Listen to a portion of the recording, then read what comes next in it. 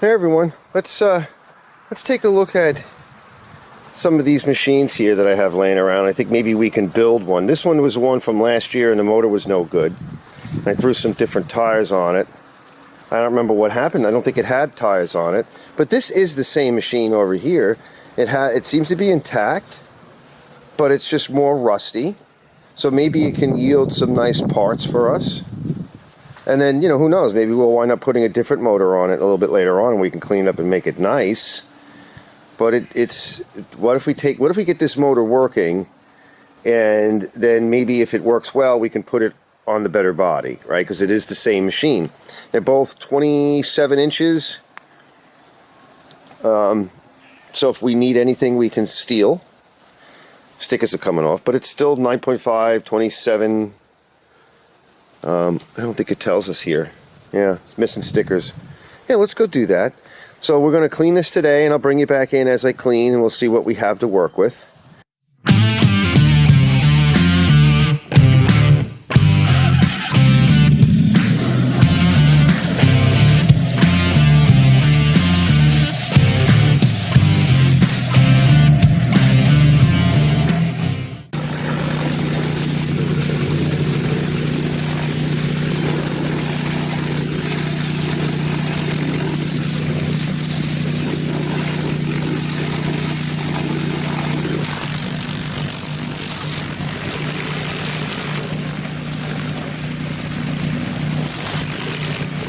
Kind of gross. All right, we'll get that blowed out. And that's, not that I'm going to use this one, but we want to get all the spiders and the gook out of there. What do you think? All right, got the tires off of the donor. All right, even the donor's not not terrible. I mean, it's rusty, but we might be able to get this thing going. Maybe we'll put a Takumi motor on it.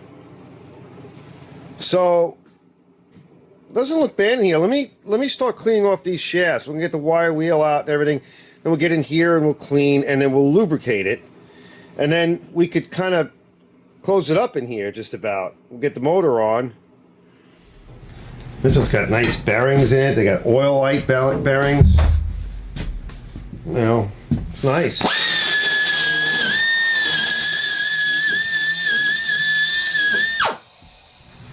I wipe these off and wipe them down. Kind of sunk these holes here because they were pretty beat up. And we're just gonna still some burrs, so I just pass this file over it. That looks good. All right, we'll put some lubricant on that. Put some grease on here, just some regular good grease.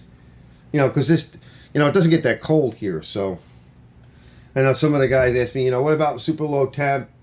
We don't get that cold here, and believe me, if it did, none of us would go out. So there's that. And I got the wheels all cleaned up, and the axles.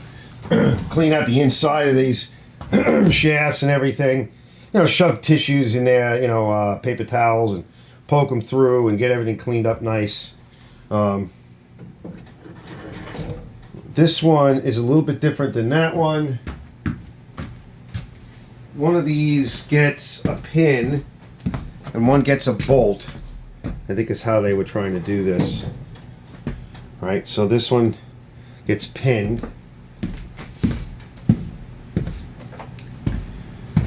So that way, the idea is you're supposed to be able to, and I'll show you a little bit, but you should be able to take one of these clevis type pin things or whatever they are.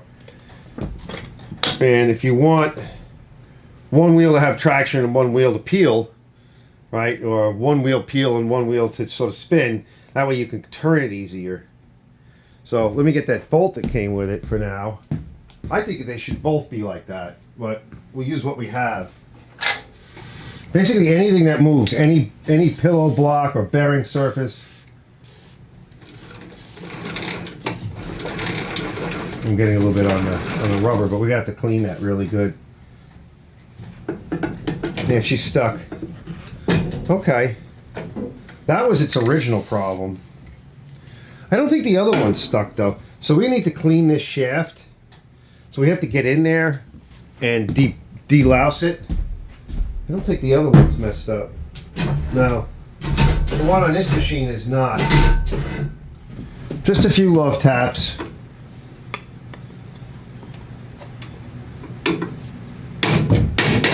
Might want to take the rims off, you know, to get it to go. Yeah, I think we're going to have to. We'll have to take the rims back off. Here's a lead hammer, lead of brass. We just want to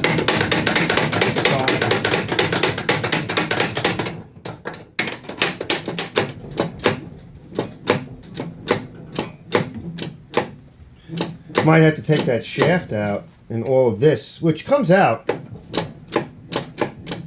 but it's going to be hard to get it out because nothing wants to move. Okay, I got it out. I disassembled the pillow blocks on the end and carefully I was able to get it out. Okay, so now, well, I'm going to try putting it in the vise and banging it down if I can get it to move, right? And if it'll move, then maybe we can work with it. If not, I'll take the other one out, which is moving, right, from the parts machine. So that's an option. Other than that, it doesn't look bad. All right, let me see. Okay, so I washed this whole thing in some degreaser, and I had to pick in here and on the other side with a screwdriver because there was a lot of stuff stuck in that. And you can see he's moving, but you know, we're gonna have to polish the shaft. All right, so I just worked it back and forth, and I guess it's fine now. So it's in excellent shape. We'll put a little grease on it. I'm not gonna put grease on it now because we gotta stick it back in there. So if I put grease on it now, it's just gonna make a mess all over me. So I'm going to go and reinstall this. It's going to be easier to deal with this being able to be free floating and kind of get out of my way without having that rubber wheel there. We got to get all the grease off of it, and then we're going to treat it to acid. So that's my next step. Is I'm just going to keep wiping this down with some rags and towels, with some brake cleaner, and get it free of grease. All right, I'm just going to use a little bit of brake cleaner. And we're just going to have to wipe it. Maybe a little Scotch-Brite. I want to save the Scotch-Brite though for later if I can. That looks pretty good. It's kind of free of grease. Yeah. Let me hit it one more time. Uh-oh. I have to clean the nozzle. Still got a little bit of grease on it. I can tell by the way the acid reacts, but it'll be okay. It's starting to foamy. That's good. Just leave it like that for now. Yeah, she's foamy a little bit. That's good. And then the Scotch-Brite will take it the rest of the way. Oh, it's leaking. But it's been sitting for a while. I'm just going to add a little bit more acid. It actually removed the rust in that area. So we'll grab our Scotch-Brite, and I'm just going to kind of do a reach around. I got to try to figure out how to get in here. All right, that should work. All right, we're just going to fold the Scotch-Brite a little bit and try to work it. What do you think? Maybe work this area here? Yeah, we'll work it on like this. And it's just going to take a little bit.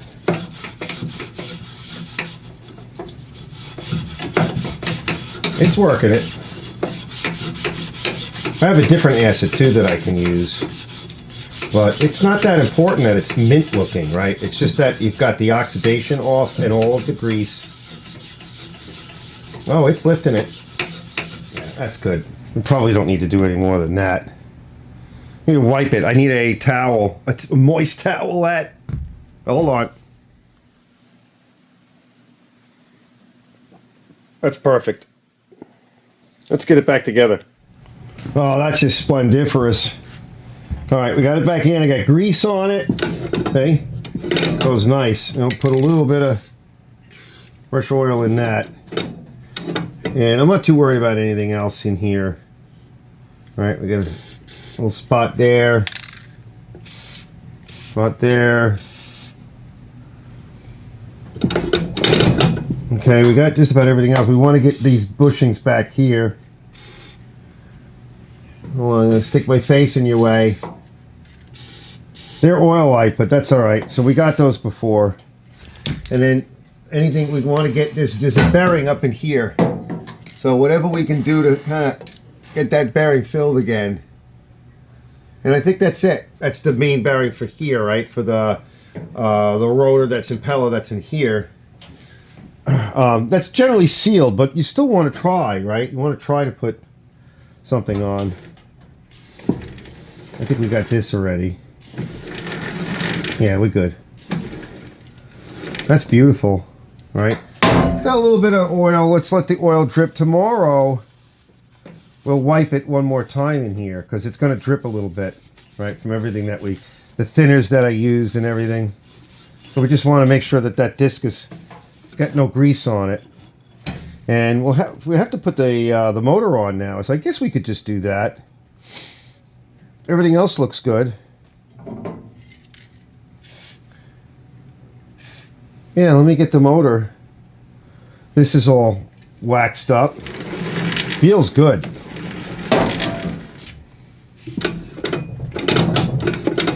Yeah, that's fine. If you want, we can put a little here. That should do it. Oh, yeah.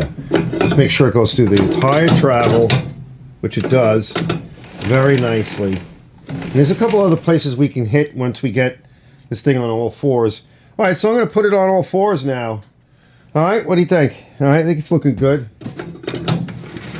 We'll get this motor on. She's rolling nice. She's in good shape.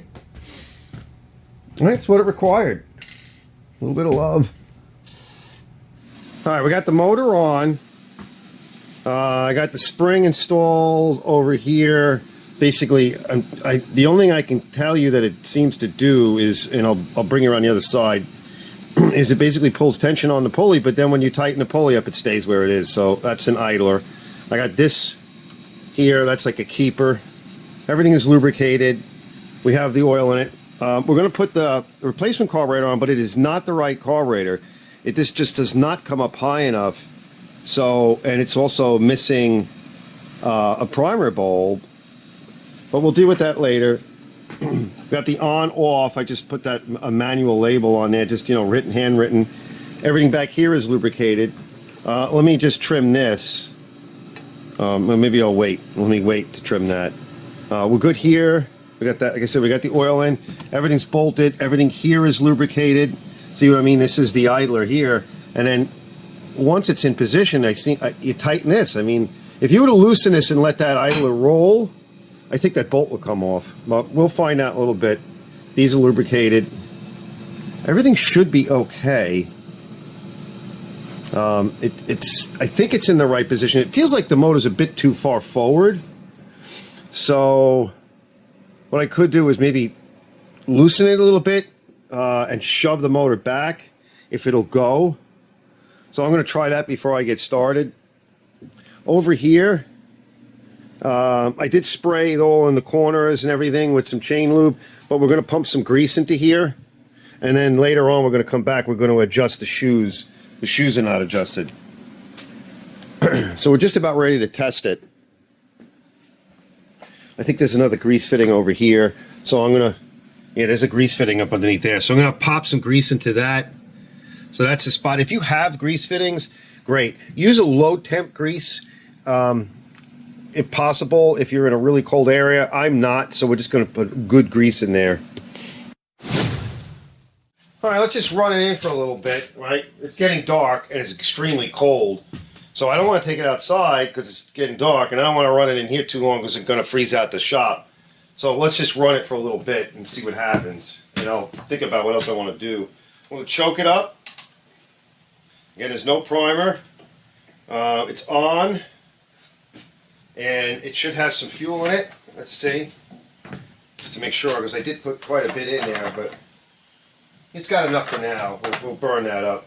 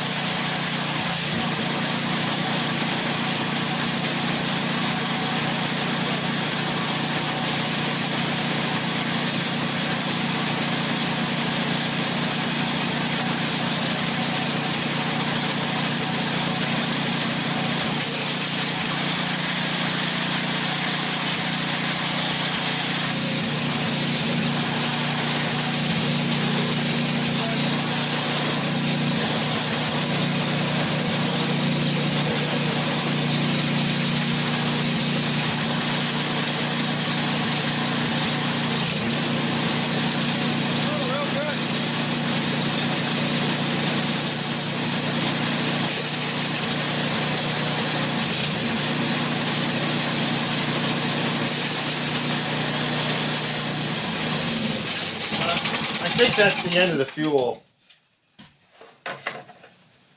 Yeah, most likely.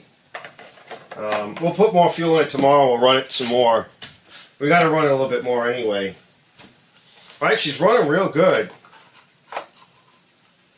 Oil's nice and black now, right? We want to get the gray out of it.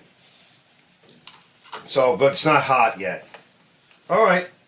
Let's see what else. I'm going to clean it up a little bit more and do a few more things to it. It runs good. The next day. Found a piece of sheet metal. This was really rusty, and I put my deruster on it, my metal prep. This was just covered in rust. And I just left it on there. I went and grabbed some food and came back with a little piece of cheesy Scotch-Brite and just kind of rubbed it down.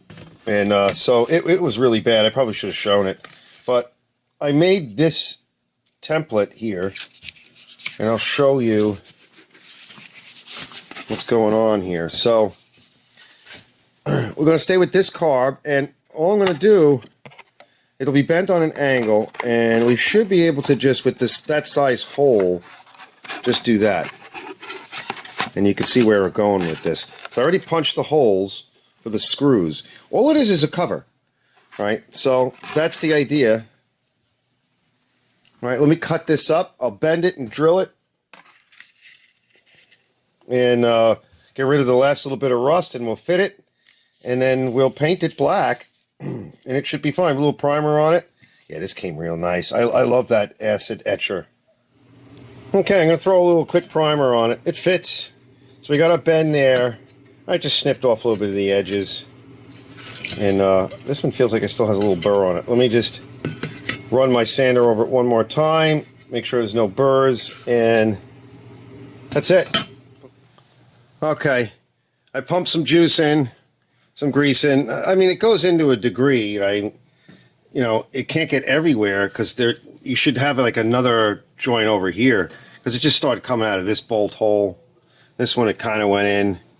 So that's why you should do it every year. Keep pumping.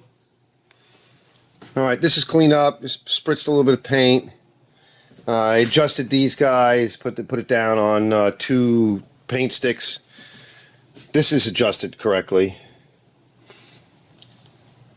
Later.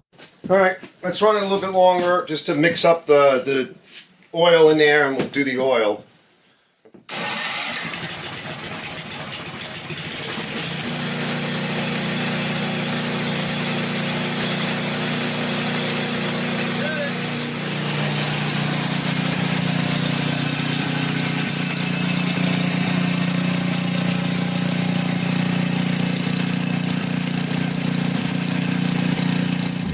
Alright guys, we're done with this one. Alright, looks good. Everything is done on it. We don't need to do anything else. I got that cover on, painted, and I wrote, choke and on and off. And really that's what the cover is for, really. It's to deflect a bit of snow. There is a sort of a screen filter on the front. I decided not to go with the carburetor. I want to do a shout out to HIPA or HIPA. They did give me a carburetor for this machine, but it really isn't the right one. And again, to reiterate, this is a carburetor that is for a Briggs machine, for this type of Briggs engine. But there are slight different variations, and there are extension pieces for the choke. One way to get it would be you could get it from a few suppliers for about $80 plus tax and shipping. You'd get the carburetor, you'd get the buttons that's missing, you'd get the extension shaft. Comes with a few different ones for a few different setups and generators and different snow blowers. I think there's a ground vacuum blower.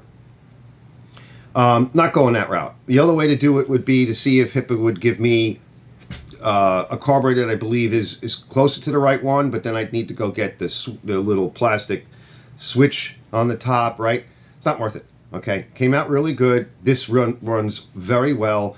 We don't need to do anything else to it. Somebody's going to get themselves a great machine. So thanks for watching, guys. I enjoyed making that little plate. I put a couple little right angle bends on it, right, to increase strength and just to kind of make it look a little bit neater. I could have made it even better if I wanted to, but it does the job, right? It does what it needs to do. It covers over the carburetor, it deflects some of the snow and the moisture. It'll keep in some of the heat, and mostly just to deflect stuff and a place to put the tags for the choke, right? The name tags. Anyway, that's it. That sums this one up. I will see you guys on the next one, and thanks for watching Archer's Garage.